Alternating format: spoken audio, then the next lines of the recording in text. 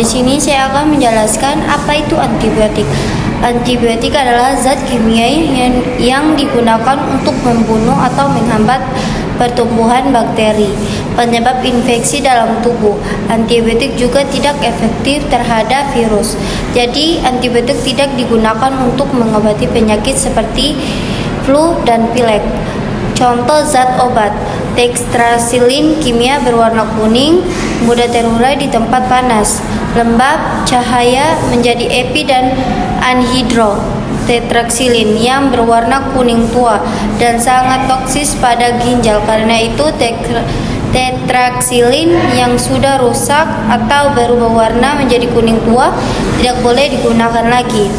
Indikasi spektrum luas: infeksi saluran nafas, paru, kulit, kemih, dan mata. Farmakokinetika: absorpsi usus tetrasilin 75%, 3-4 jam mencapai kadar puncak dalam darah. Penetrasi ke jaringan tulang, gigi, kulit, kuku baik, SSP, buruk, ekspresi ginjal tinggi. Selanjutnya saya akan membahas apa sih itu malaria.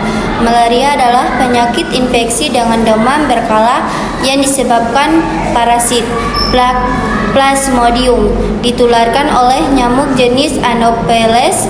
Nyamuk ini menyangat pada malam hari dengan posisi khas, yaitu bagian belakang mengarah ke atas dengan sudut 48 derajat. Setiap tahun 70 juta orang terinfeksi malaria dengan mortalitas 1%.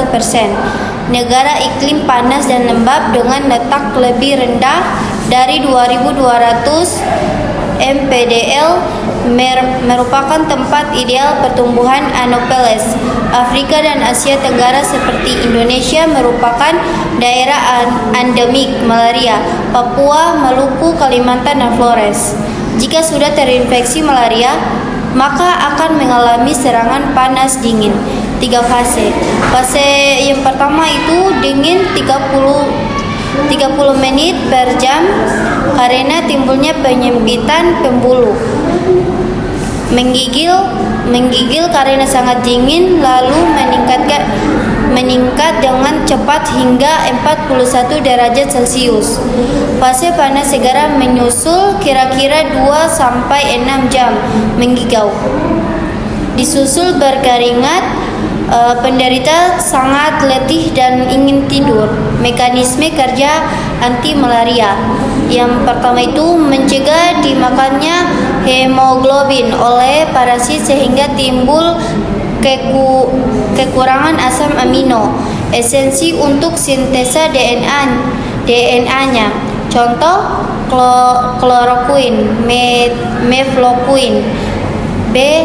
Menghambat sintesis protein dengan membentuk kompleks DNA parasit, contoh kinin dan artemether. C. Merintangi enzim yang mengubah asam folat menjadi asam folintanesenin sehingga sintesis DNA dan RNA parasit terganggu, contoh proguanin, perimetamine. D. Mengikat DNA dan di dalam tubuh nyamuk dirombak menjadi metabolit yang lebih efektif terhadap parasit, contoh primaquine. Selanjutnya saya akan membahas antimicrobial resistance.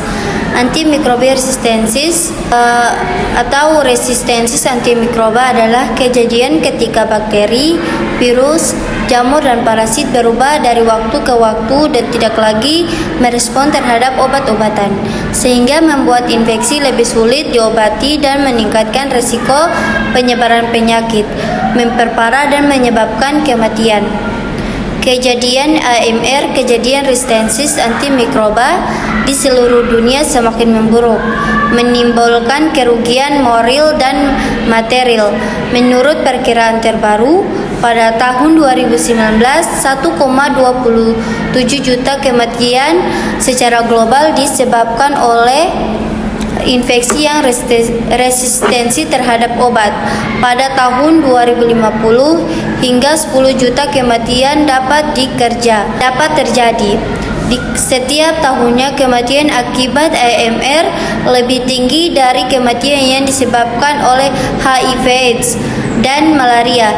Jika tidak dikendalikan, AMR dapat mengurangi PDB sebesar 3,4 triliun setiap tahunnya dan mendorong 24 juta orang ke dalam kemiskinan ekstrem pada dekade berikutnya.